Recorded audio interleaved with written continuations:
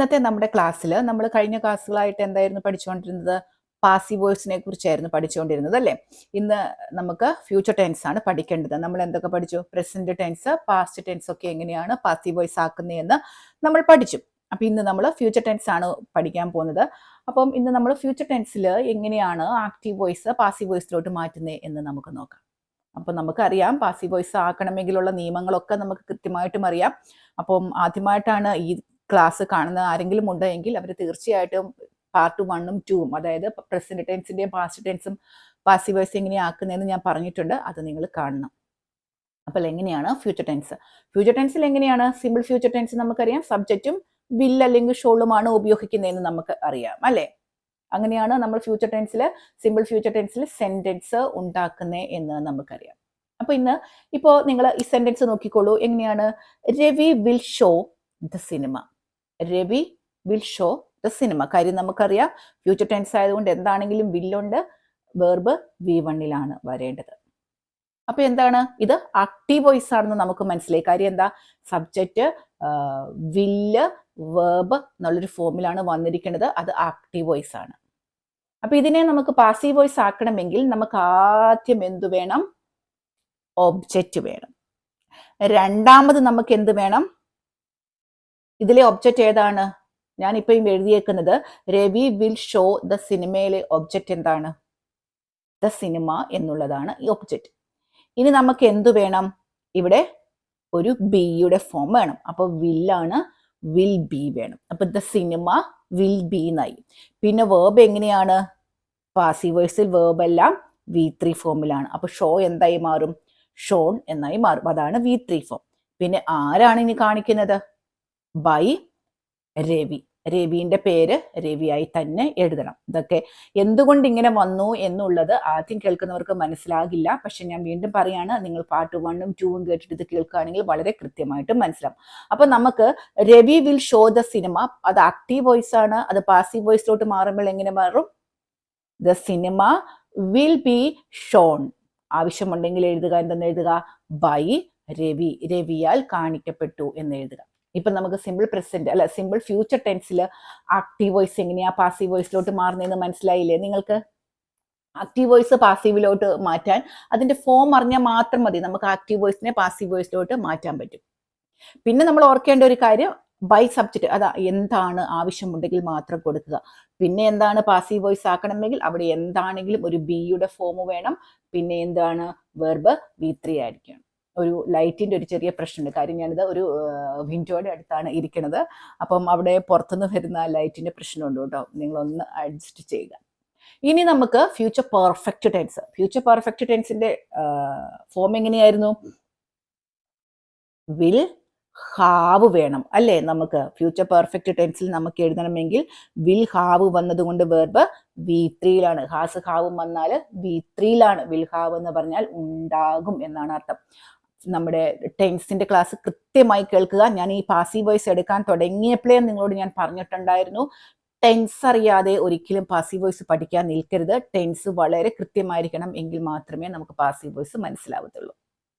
അപ്പൊ നമുക്ക് ഇനി ഫ്യൂച്ചർ പെർഫെക്റ്റിലെ ഒരു സെന്റൻസ് നോക്കാം. She will have used a pen. She will have used a pen. അവള് പേന ഉപയോഗിച്ചിട്ടുണ്ടാവും. She will have used a pen.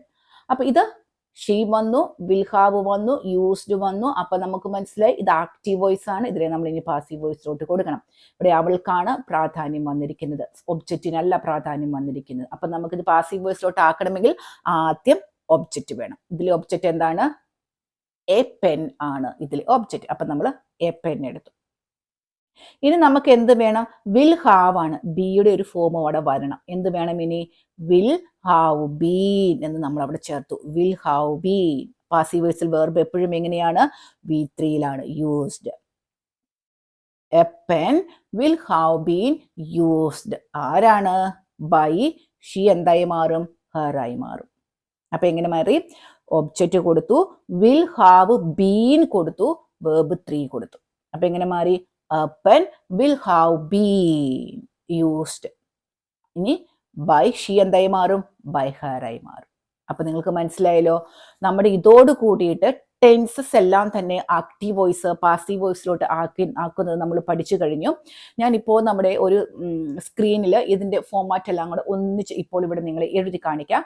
നിങ്ങൾ അതൊന്ന് കണ്ടു നോക്കുക. നമ്മുടെ ക്ലാസ്സിൻ്റെ അവസാനം തന്നെ ഞാൻ കൊടുത്തേക്കാം, നിങ്ങൾ അതൊന്ന് കണ്ടു നോക്കുക. എന്നിട്ട് നിങ്ങൾ അതൊന്ന് ഒന്നെങ്കിൽ നിങ്ങൾ സ്ക്രീൻഷോട്ട് എടുത്ത് വെക്കുക, അതല്ലെങ്കിൽ നിങ്ങളുടെ ബുക്കിൽ എഴുതി വെച്ച് നിങ്ങൾ കീപ്പ് ചെയ്യുക. എന്നിട്ട് നിങ്ങളത് വീണ്ടും വീണ്ടും അതേപോലെ സെൻറ്റൻസുകൾ ഉണ്ടാക്കി പഠിക്കുക. അപ്പോൾ നമ്മൾ present tense, past tense, future ടെൻസിലൊക്കെ എങ്ങനെയാണ് ആക്റ്റീവ് വോയിസ് പാസീവ് വോയിസ് ആക്കുന്നത് എന്ന് പറഞ്ഞിരുന്നു.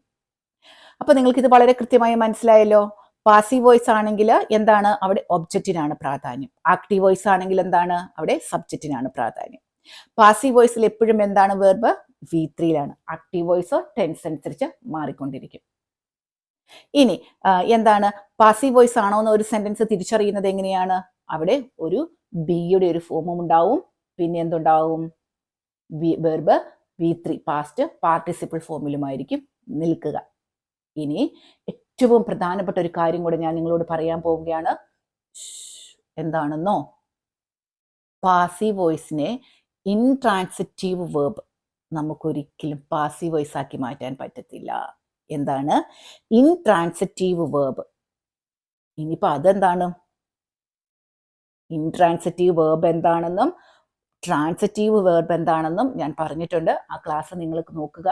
ഇൻട്രാൻസിറ്റീവ് വേർബിനെ ഒരിക്കലും പാസീവ് വോയിസ് ആക്കി മാറ്റാൻ പറ്റത്തില്ല. ഇൻട്രാൻസിറ്റീവ് വേർബിൽ എന്തില്ല, ഒബ്ജക്റ്റ് ഇല്ല.